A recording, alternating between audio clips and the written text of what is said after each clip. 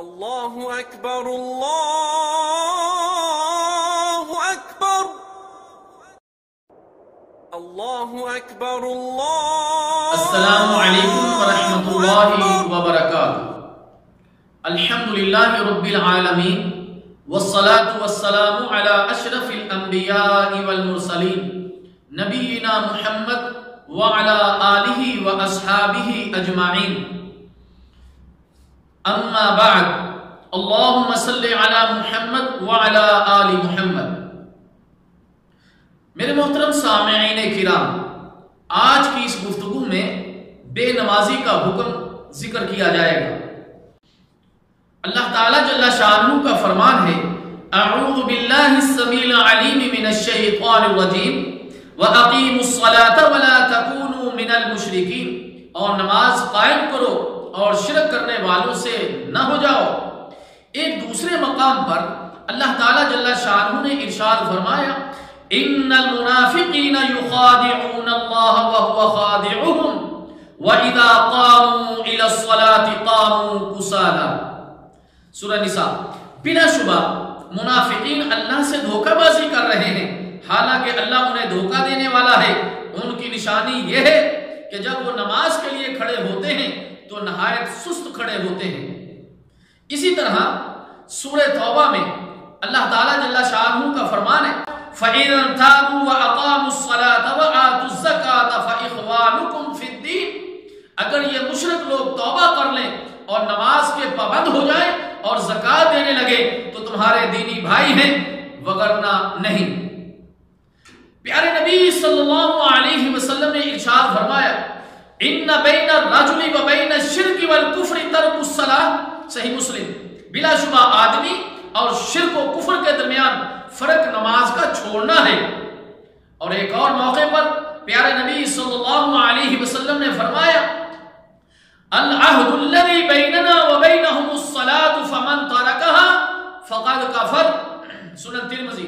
ہمارے اور ان کافروں کے درمیان نماز قائم رکھنے کا عہد ہے، جس نے نماز چھوڑ دی اس نے کفر کیا.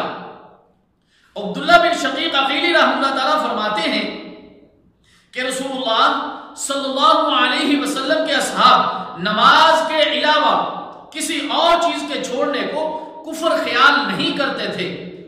اسی طرح سیدنا عمر بن خطاب رضی اللہ تعالی عنہ نے فرمایا: جس نے نماز ترک کر دی اس کا اسلام میں کوئی حصہ نہیں. سیدنا عبداللہ بن مسعود رضی اللہ تعالی عنہ نے فرمایا: جو نماز چھوڑ دے اس کا دین اسلام سے کوئی تعلق نہیں. بے نمازی کا حکم.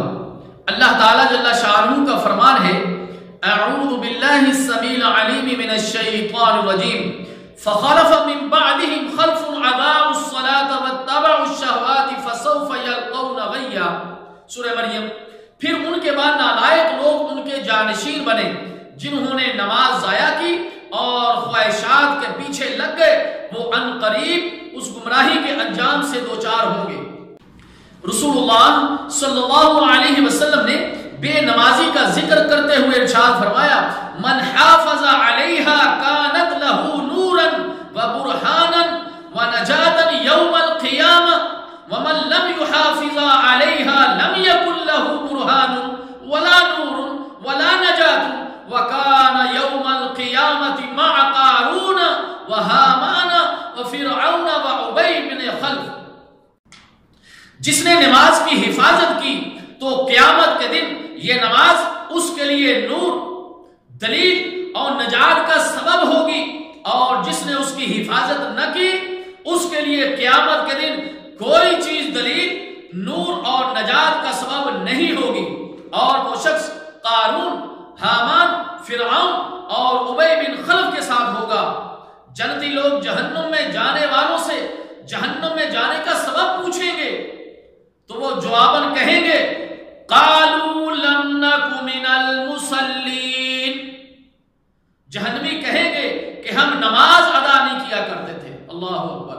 اللہ تعالیٰ جل شانہ سے دعا ہے کہ اللہ تعالیٰ امت مسلمہ کے مردوں کو پنجگانہ نماز مسجد میں جا کر ادا کرنے کی توفیق عطا فرمائے اور ہماری مستورات کو اپنے گھروں میں فرضی نماز کی ادائیگی کرنے کی توفیق عطا فرمائے اور اس کے ساتھ ساتھ سنتوں کی، نفلوں کی، وطروں کا بھی اہتمام کرنے کی توفیق عطا فرمائے اور اس اہمیت کو اللہ تعالیٰ جل شانہ تمام مسلمانوں کے دلوں کے اندر بٹھا دے کہ نماز ہی کے اندر نجات ہے۔